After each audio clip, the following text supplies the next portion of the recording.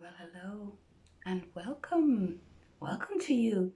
Look at this picture. Do you see this? Now, do you see the writing along there? Do you know what that says? It says, be the colourful version of you. So I wore a nice bright colour today just to be more colourful. And this absolutely amazing picture was drawn by the lovely young Niamh from Scotland. Isn't she so talented? Niamh is very kind. She's very talented, she's very creative, and she's very fun. And I'm going to read a story especially for Niamh. So the story today, Niamh, especially for you, but also for everybody else who's listening, because everybody loves stories.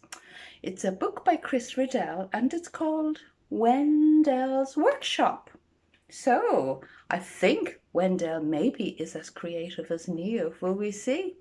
So we're going to leave the picture, but it'll be in the background. It'll be behind me and behind the book, and we look at the book and the lovely pictures. Wendel's Workshop. Wendel was an inventor. You see, I knew he was creative. He was an inventor, and sometimes his inventions worked perfectly, and sometimes they didn't. When they didn't, Wendel just threw them away and started again. Wendel invented all day and into the night.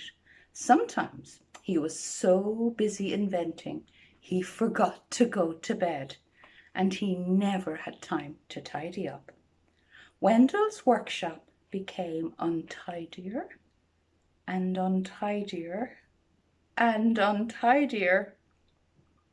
I need some help, said Wendel to himself. So Wendel invented a robot. I'll call you Clunk, said Wendel. Clunk set to work, tidying Wendel's workshop. Clunk, clunk, clunk, said Clunk. He made the bed, folded the clothes, and mopped the floor. Oh dear, said Wendel. Clunk tried harder. He put the teacups in the sock drawer and filled the laundry basket with umbrellas. This isn't working, said Wendel. So he threw Clunk down the rubbish chute. Clunk! Oh dear, and onto the scrap heap. Poor Clunk. What a sad-looking robot sitting under the full moon. Inside the workshop, Wendel was inventing a new robot. He worked all night and into the morning, and at last it was finished. Looks very big. I'll call you the Wendelbot, said Wendel. Tidy, said the Wendelbot, its red eyes glowing. Tidy, and it set to work. The Wendelbot worked perfectly. Wendel was very pleased. But the Wendelbot didn't stop. Its red eyes glowed as it unmade the bed into a neat bundle and crushed the teacups to a tidy pile of powder. Tidy, said Wendelbot, as it shredded the umbrellas and flattened the laundry basket. Tidy. Soon everything was neat and tidy, except one thing. Tidy, cried the Wendelbot, as it chased Wendel around the workshop. Help! Squeaked Wendel as he shot himself down the rubbish chute and out onto the scrap heap. Then, from quite close by, Wendel heard a clunk. Can you guess what's coming next? Clunk. I am so pleased to see you, said Wendel.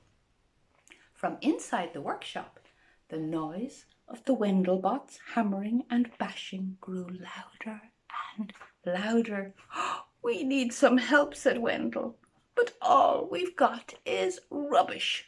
Clunk reached down and handed Wendel an interesting piece of scrap.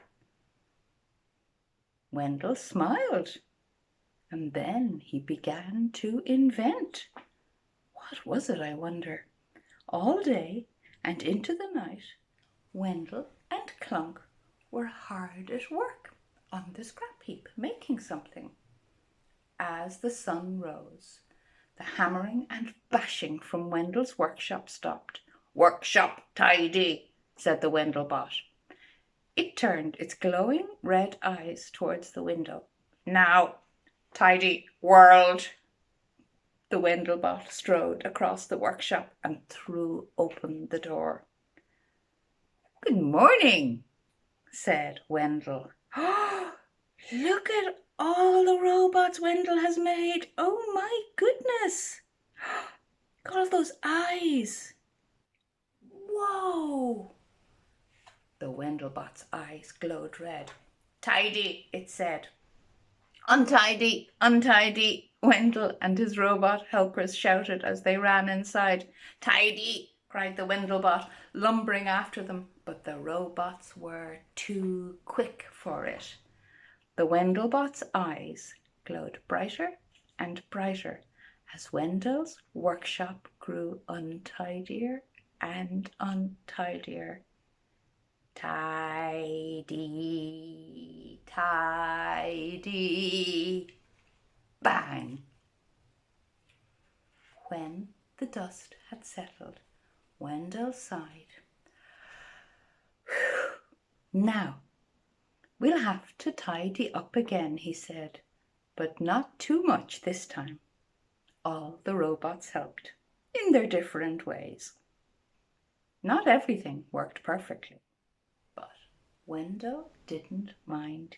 He just smiled, patched this, mended that, and made adjustments here and there. But there was one thing he didn't do. Wendel never threw anything on the scrap heap again. And that's the end. Wendel's workshop. Do you know, sometimes little children's bedrooms get to look like Wendel's workshop, don't they? Piles of everything here, piles of everything there. But it was a good lesson, I think, that Wendel learned, is that you don't throw something away just because it's a little bit broken. Sometimes you're able to fix things, and sometimes they're perfect just as they are, even if they're a little bit weird or a little bit different. I think that was a lovely story. Okay, I hope you enjoyed it. I hope you have a very nice evening, night, sleep time, whatever's next. Enjoy, and I will see you next time on Granny Linda's Story Time. Bye-bye.